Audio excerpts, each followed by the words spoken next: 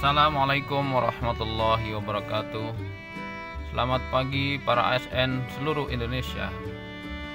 Semoga kabar Anda dalam kondisi luar biasa hari ini. Kali ini akan ada presentasi terkait peninjauan masa kerja atau yang biasa disebut dengan PMK, di mana aturan ini tertuang dalam Peraturan Badan Kepegawaian Negara Nomor 14 Tahun 2018 tentang petunjuk teknis pengadaan pegawai negeri sipil. Lalu apa yang menjadi dasar kebijakan pelaksanaan PMK ini?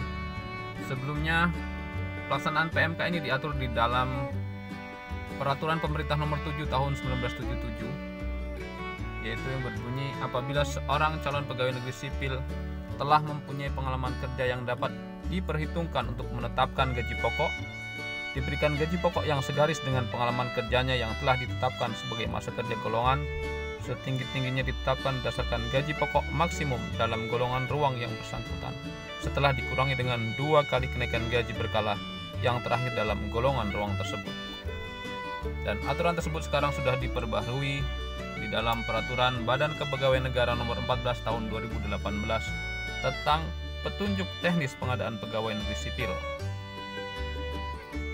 Bunyi aturan tersebut yaitu calon PNS yang telah mempunyai masa kerja sebelum diangkat menjadi calon PNS, maka masa kerjanya dapat diperhitungkan untuk penetapan gaji pokok. Bisa diulangi, yaitu calon PNS yang telah mempunyai masa kerja sebelum diangkat menjadi calon PNS, maka masa kerjanya dapat diperhitungkan untuk penetapan gaji pokok.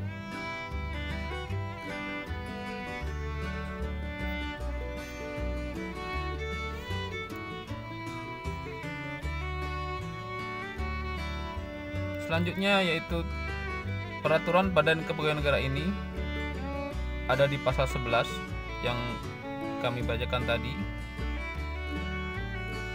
di mana bunyi pada huruf A, yaitu calon PNS yang telah mempunyai masa kerja sebelum diangkat menjadi calon PNS, maka masa kerjanya dapat diperhitungkan untuk penetapan gaji pokok.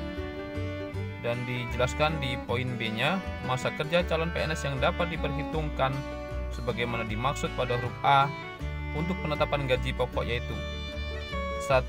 Masa selama menjadi pejabat negara atau komisioner atau anggota lembaga non-struktural.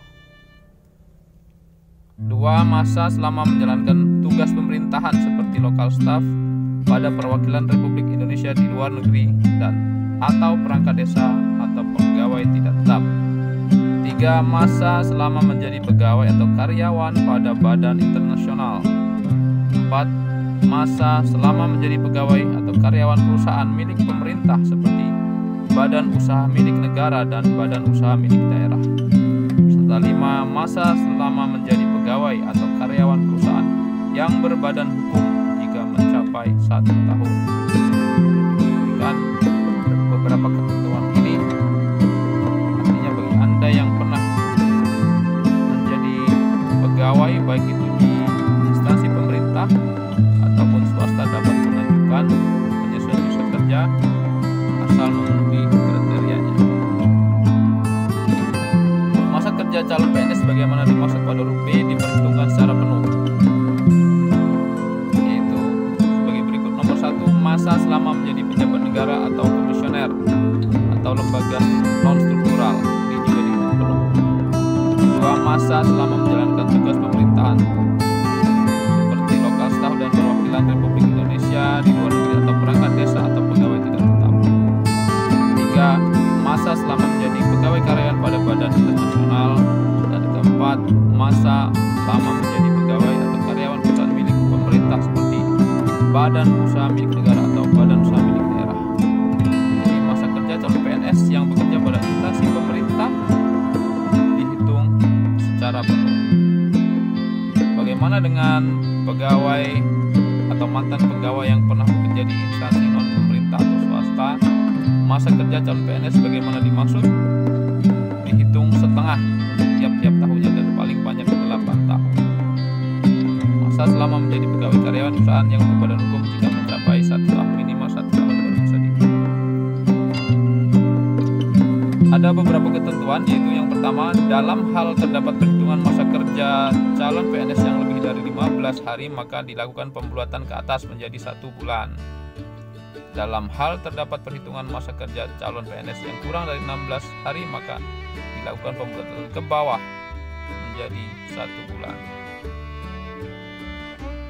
Ketentuan masa kerja sebagaimana dimaksud pada angka 1 berlaku sampai dengan diberlakukannya ketentuan mengenai gaji, tunjangan, dan fasilitas PNS berdasarkan peraturan pemerintah mengenai gaji dan tunjangan sebagai pelaksanaan Undang-Undang Nomor 5 Tahun 2014 tentang aparatur sipil negara. Pengangkatan calon PNS dilakukan berdasarkan golongan ruang. Beberapa persyaratan yang perlu diperhatikan ketika para ASN mengajukan penyesuaian masa kerja. Berkas-berkas ini harus benar-benar ada. Jika tidak ada salah satunya, maka bisa masuk dalam kategori berkas tidak lengkap.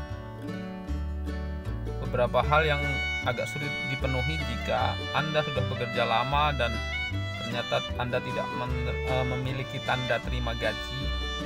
Itu yang harus difikirkan, bagaimana cara memperolehnya, dan itu juga harus valid. Artinya tidak boleh memberikan data-data yang tidak sesuai atau palsu ketika para ASN mengajukan penyesuaian masa kerja.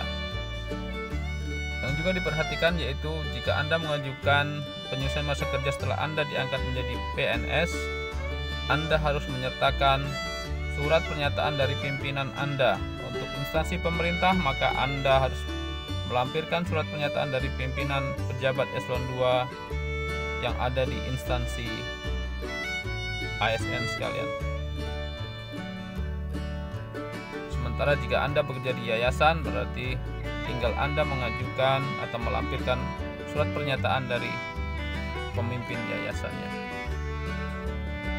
Demikian, semoga bermanfaat dan membantu. Apabila ada pertanyaan, silahkan ketik di kolom komentar. Mohon maaf apabila dalam presentasi ini terdapat kata-kata yang kurang jelas ataupun kurang berkenan.